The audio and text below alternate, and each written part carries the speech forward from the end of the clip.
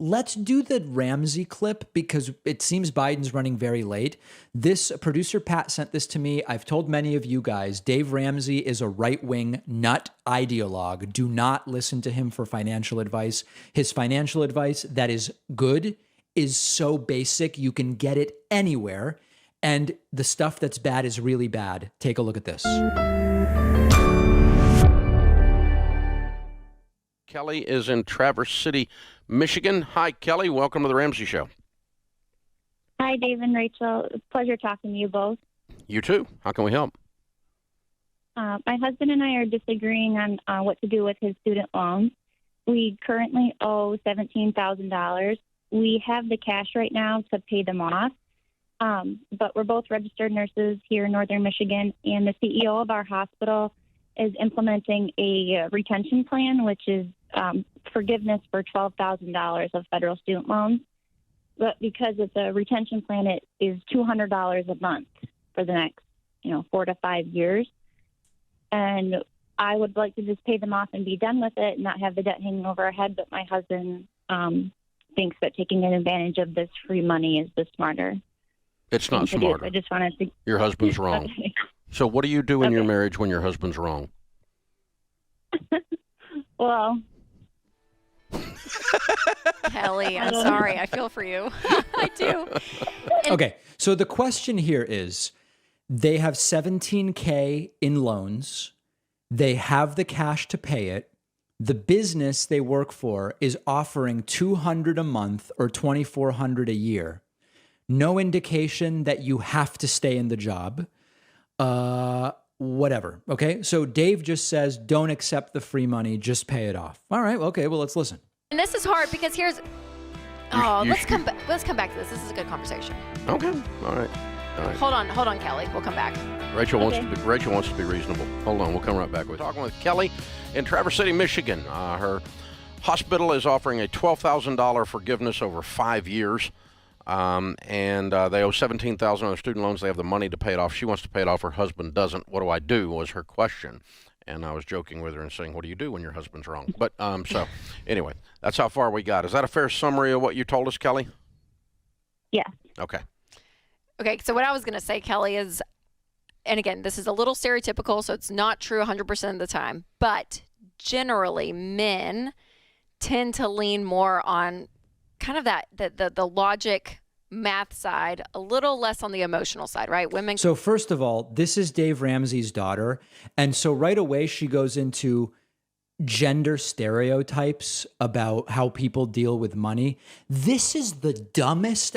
It is shocking to me that millions of people, Dave Ramsey probably is worth $200 million off of this stuff. And people go to him and they think it's brilliant.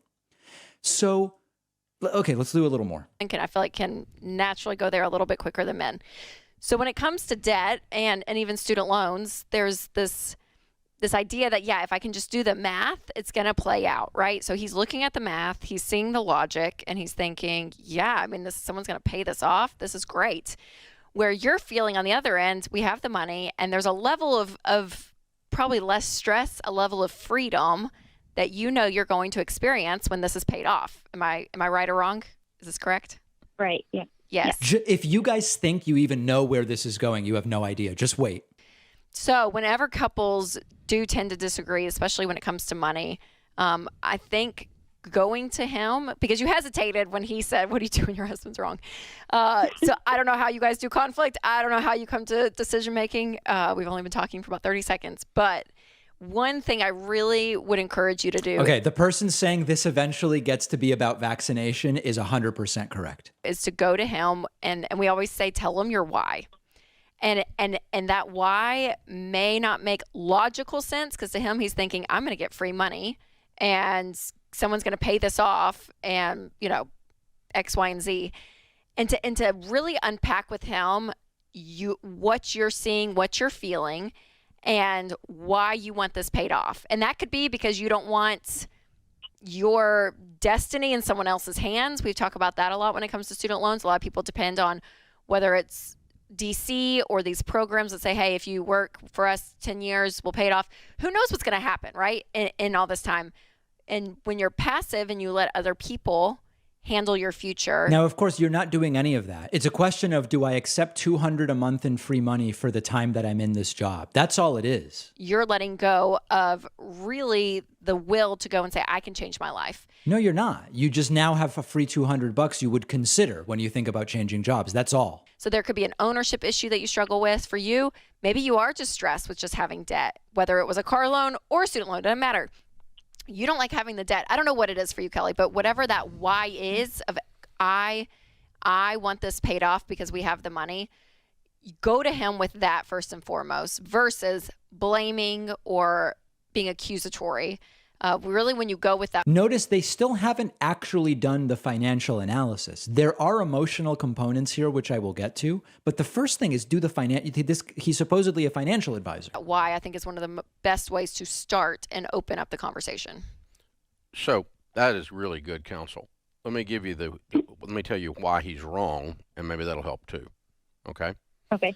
If you told me they were going to pay you $12,000 as a retention bonus in 12 months, I'd go with him on it. But you're not. You're getting $200 a month. It's not spit. A month. Right. It's not spit. That's $2,400 a year. Right. And Okay. It's like 15% of the total loan a year. It's actually not nothing. This is dragging out forever. forever. And this is golden handcuffs in a highly volatile, COVID-laced vaccination world that you live in the middle of. Oh, wait, what? Where healthcare workers are on the front line, and you don't want to be handcuffed to anything. You want to keep your freedom because you may have to make some different choices. There's even people on the left who follow this guy. And this is golden handcuffs. Yeah. Right now, the interest is 0%. So interest isn't I relevant. get that side of it. Right. But once it goes It actually is. back, that's not even $200 isn't even covering the interest. So well, it's that's a loss. good I'd point, rather too. just be But it done. is relevant. Math. Well, if it's zero now, then accruing interest isn't a concern right now. So why wouldn't you? So listen, guys, it's all about I don't even want to play the rest of it. It ends up being all about vaccination. Okay. I'm not going to say I have no knowledge in this. I have an MBA in financial planning, so I have a take on this. The way I would approach a question like this, if I want to be seen as a so-called expert, right, is to say, hey, you know what? This is a really good question. When it comes to debt, there's an emotional component. What do you think about figuring out the financial piece first, and then we think about the emotional piece? Oh, that makes sense, Dave. Ramsey, Pakman, whoever. Okay, that's how you would start. And then I would say, okay, are you committing to stay at this job if you accept the free money? No. It's very clear that it's not a requirement. You can just start getting the $200 a month. Great. Are you accruing interest if you start accepting this money and you don't pay it off? No. She said right now there's no interest. Oh, okay. How long do you plan to stay at this job? I don't know. You going to stay at least a year? Yeah, probably. You going to stay 5? Maybe not. Oh, okay, fine. So what you could say is you're going to get $200 a month. Would that $200 be taxable? I don't know. That's a question for an accountant. I'm saying me, David Pakman, I don't know whether the $200 is taxable. It depends whether it's direct payments. Is it a fringe benefit? I have no idea, but you would figure out, is there some tax on it or not? Fine. And then you would say, well, you're not accruing any interest. So take your $17K, put it in something that's safe. You can get 0.6% on a high yield savings. You could find a CD for 1.1, figure it out. And then because you have the cash, if you only last a year, you've gotten $2,400 from them, $200 a month. And then you made a little bit of money on your 17. And when you quit the job, you pay off the rest. Or if you last 2 years, now they've paid $4,800 and you've had your $17,000 working for you for 2 years. You quit the job. Now you only owe $12,800 or $11,800 and you've kept, right? So, hey, you know what, caller? That's the financial answer. Now let's talk about something completely different. Is it weighing on you to have the $17,000 in debt? Is there a psychological thing? And whenever people say, should I pay off my mortgage? It's a financial consideration. Well, I can deduct the interest on the mortgage, but only up to a certain limit. And there's the SALT cap. And this, that, what's the interest rate? You figure that out. But then it's like, at the end of the day, does it bother you to have a mortgage when you could opt out of the mortgage? And it ends up being a combination of a financial decision and an emotional decision. I don't even pretend to have the answer here. And so there's good comments here. David, emotions are valid. Sometimes doing the optimal thing isn't worth the stress, but the way to deal with that is you place a value on that. Exactly right. Exactly right. Anyway, this guy is the worst, and it's really depressing to me that so many people, I know that the people on the right love it. This guy, Dave Ramsey, got a call the other day from someone who was like, Dave, because one of Dave Ramsey's things is you got to tithe 10% to your church. And someone called and was like, Dave, I don't think I can afford to keep doing 10%. I just can't. Everything's so tight in my finances. And Dave was like, I bet things aren't that tight. Let's just find areas for you to spend less so that you can keep tithing to the church. It's like, well, maybe you don't know the budget, dude. Okay, people saying, who should you listen to? Honestly, I hate to tell you this because the entire world of financial advice and financial advising is based on the principle that this stuff is really, really difficult. You actually don't really need to watch anything. There's probably 10 books that I would recommend that you get. And I should actually make a list of them. But these are like really, really basic books that teach you the most fundamental principles. There's also good bloggers. It's like a handful of principles. I'll put a list together. One that I'm reading now, he's a buddy. He's going to be on the show soon. He just wrote it. Actually, this book isn't out yet. Okay. Nick Majuli, who's a financial blogger, young guy, he has a new book called Just Keep Buying. And I would recommend that when it's out. Morgan Housel's The Psychology of Money is a good one. There's just, there's 10 or 12 books that really give you all the principles. And then you can figure it all out on the basis of those principles. I know that it's like sometimes people get mad when people go, it's actually really simple.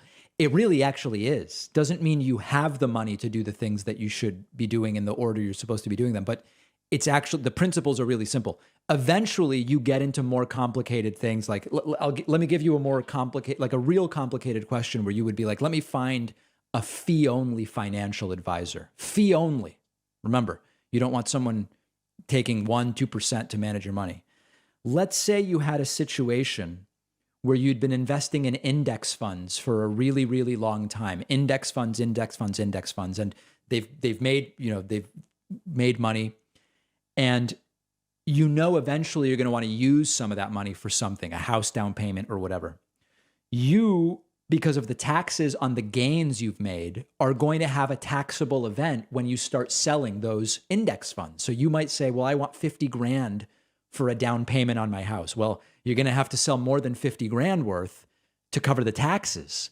There are mechanisms, including tax loss harvesting and some other things that you can do, like for like transactions, where it might actually make sense to involve a financial advisor if the cost is reasonable in order to deal with that taxable event. Okay, but that's a really specific situation. The principles at play here are actually quite simple, and it's just a matter of knowing them. And there are really simple books. Check out Mr. Money Mustache as a blogger. I know a lot of the stuff he writes is controversial, but what I mean is go back to his first 50 posts where he lays out a lot of this stuff. How much does a reasonable fee-only advisor cost? $250 an hour. I mean, listen, if you're prepared, you shouldn't need more than 2 hours worth. Really, genuinely. Develop your questions ahead of time. Send them ahead of time. Buy 2 hours worth of time. And you can get most of your questions answered. Okay, let's move away from this. I think some people aren't liking this, but this stuff, this guy is so predatory in the sense that really he's a right-wing ideologue who puts a facade of financial advice on top of it. That's really what it is. And it's bad. It's bad.